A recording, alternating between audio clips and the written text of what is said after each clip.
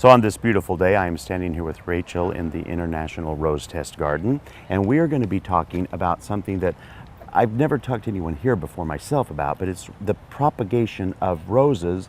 And you're going to give us some tips on why you can do it, why you should do it if you want to, and how to do it mostly. Yeah, so this is a really easy way to do it. I mean, certainly probably very homeowner friendly.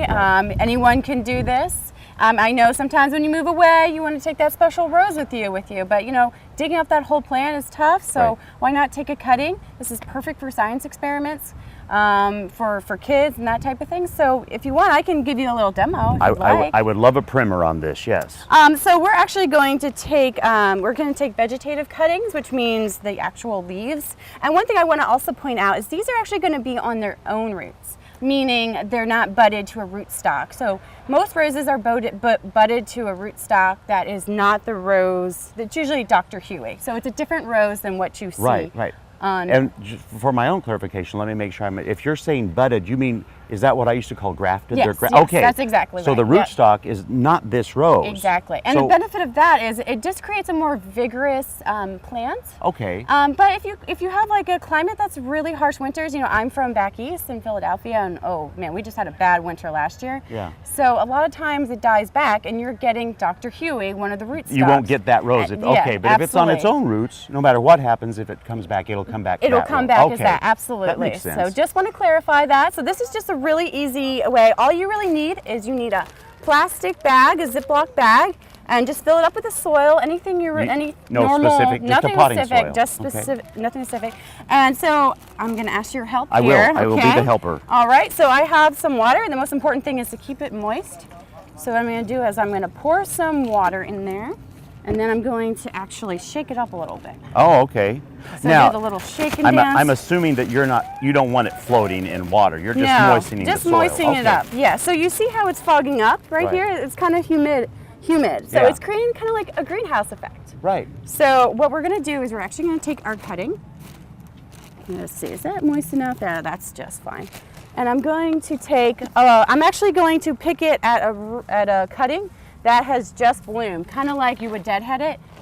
And so let's see, let's find a good one right here. So this one, it's the end of its bloom period. And basically it's producing a chemical for bloom production that we actually want to pull from up here and pull it down here to create root development. So you're telling me the rose knows that it's going to make this chemical in itself now because these are starting to die off, and you want that exactly. to still, okay. You want to bring it down that way, and so that brings us to our rooting hormone, which helps produce that. And so actually what I'm going to do first is I'm going to cut off the bottom leaves, and I always cut off the bloom because, you know, otherwise it's going to put its energy into the bloom development. Making seeds and stuff, or bud, exactly. Okay.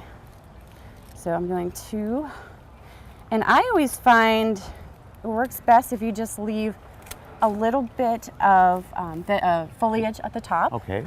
And the most important thing is to know that you want to have at least 1 or 2 nodes into the soil. And the node is basically where the foliage is grown off of. Right. So there.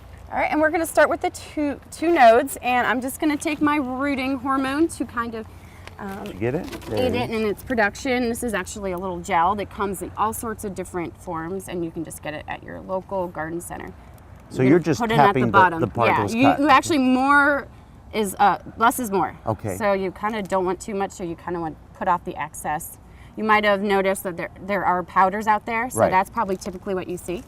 And what you're going to do is then just take the cutting, and you're just going to push it down, and like I said, make sure those nodes are in the soil. So at least 1 or 2 of those are deep enough. So you have to get a good 7-8 inches maybe up the stem? All right. So you got to have a lot of soil. And then, actually, I'm going to take my glove off for this. You're actually going to seal it up. And actually, probably one of the zipper ones would work better, but this is what I had in my drawers. I'll help you too there. Well, thank you. We got it from both sides. All right. And so one thing I want to stress is don't open the bag. It's actually creating this moist, you can kind of see it fogging up, greenhouse effect. And if you open it, you're actually going to allow disease to come in. So then, and all the moisture will get out at the same time? Okay. Exactly. Just leave it shut. For how long? For about a month. Wow, and what you'll do is you'll actually, just to be safe. Yeah. And what you'll see is you'll actually see the roots growing in the soil because it's a clear plastic bag. And that's the thing that I often fail on is I can't see what's happening. I'm going to assume this is great because you'll go, oh, there's the roots. It's time to do something. It's really great, and usually you'll know pretty quickly, maybe within the first week or the second week.